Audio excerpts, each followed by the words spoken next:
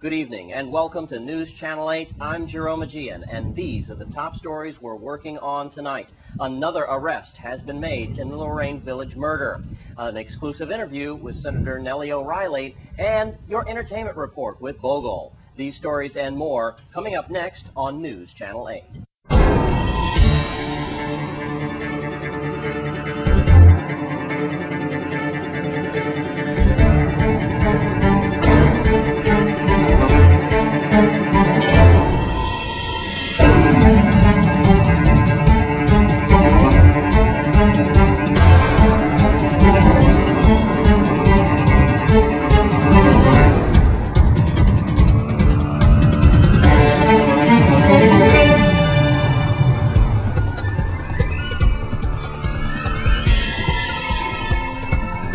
I'm Jerome Aegean from the beautiful downtown Christiansted Wharf, and in tonight's top story, a sixth man has been arrested in the Lorraine Village murder.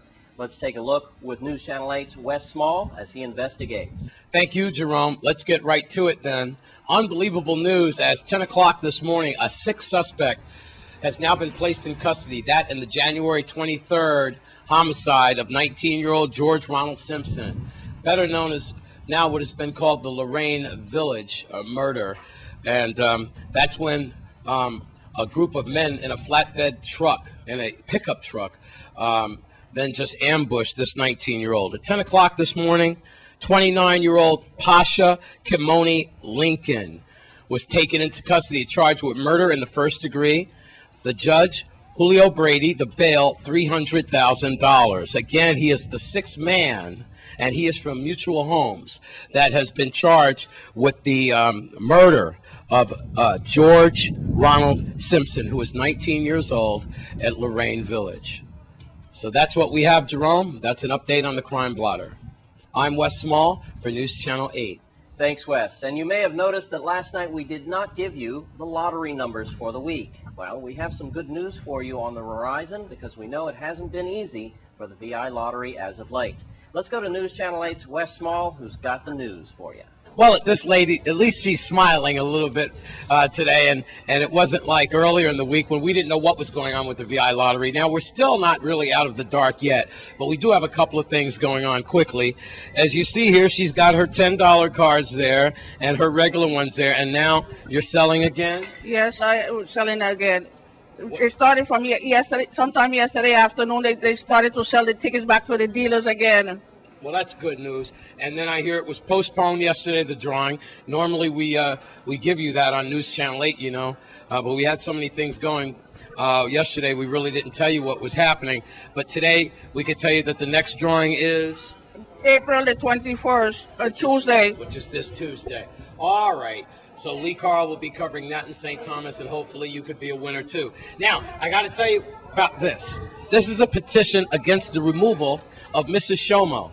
And it came from some, and I do use the word some, workers in VI Lottery. I received a call from one of the workers in VI Lottery that said they're all not into this petition. I'll just read a little bit that says, we, the employees of the VI Lottery, signed this petition in protest at the news that Ms. Shomo is being removed from the position of acting executive director.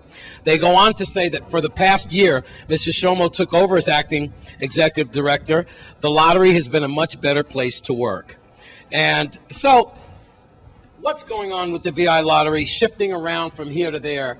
Whatever happens, we certainly hope that the traditional game, the VI lottery, is not replaced by VLTs or anything else, because these ladies here, they eat from this lottery. They get bread in their mouth from this lottery, and it's been here since I've gotten to the island, and it is a tradition. So we can only hope that the VI lottery stays. And, sweetheart, you have a good weekend, okay? Well, this lottery has been here for over 71 years. Yeah. And that's long before I was even born. That's when my grandmother and them was born. Yeah, you're still a teenager. Yeah. I hope you got the winning number for me in there, okay? Yes, I do. All right, all right. All right, so with that, I don't want to say all is well with the VI lottery, but it looks like we do see a little light at the end of the tunnel. I'm Wes Small for News Channel 8. Thanks, Wes. And as we all know, it hasn't been a delicate time at the 28th legislature as well. News Channel 8's Wes Small caught up with Senator Nellie O'Reilly with this exclusive interview as to what's happening since Donna Stork has been ousted and replaced with Senator Hill. Wes?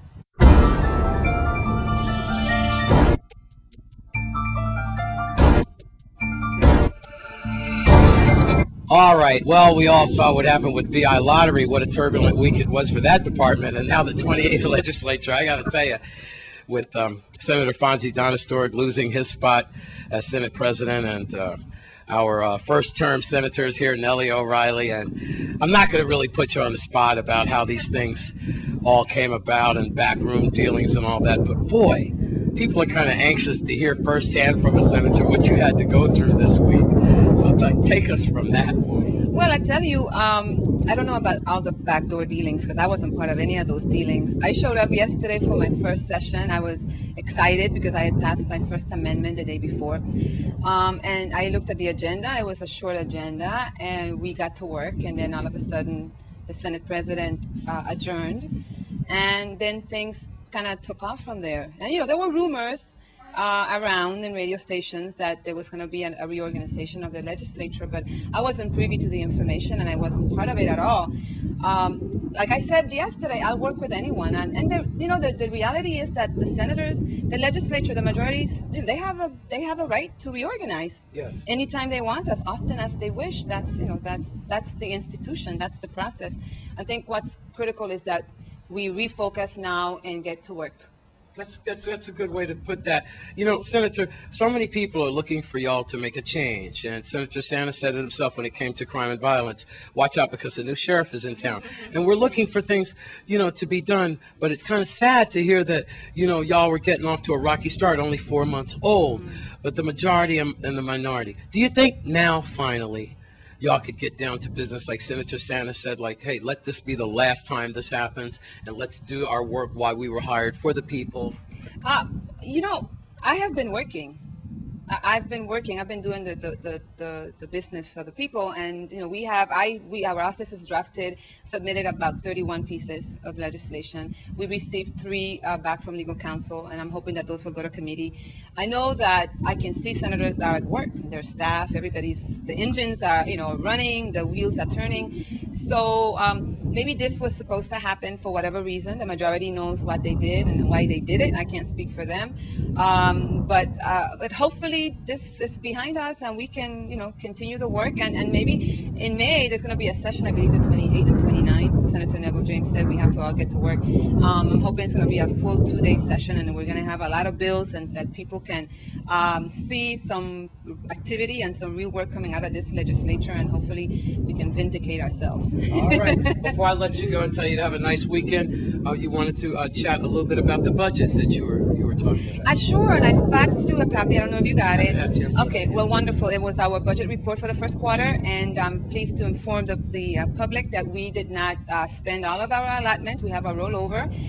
We have copies of the budget in our office, so you can come by and pick it up. If you want it faxed, just call us. Tomorrow is the 3rd Saturday of the month, so our office is open from 9 to 1, and so I'd like to invite the people of St. Croix to come visit us. That's right, every Saturday. Every 3rd Saturday. Every 3rd Saturday. I need a break. You know? Every 3rd Saturday from 9 to 1 in your office. Yes, Weston. It's funny how you should say rollover, because that all intertwines with the VI lottery. What a week it's been. Oh, no, yes, what a week it's been. All right, well, congratulations to you. Still, you've made it through that turbulent week. I know you're still learning, but continue to do a good job for the people, because that's why we put you up there. Thank you. All right, you're welcome. With that, the lovely Senator Nellie O'Reilly, I'm Wes Small for News Channel 8. Thanks, Wes. And we have more news for you after the break. Stay with us on News Channel 8.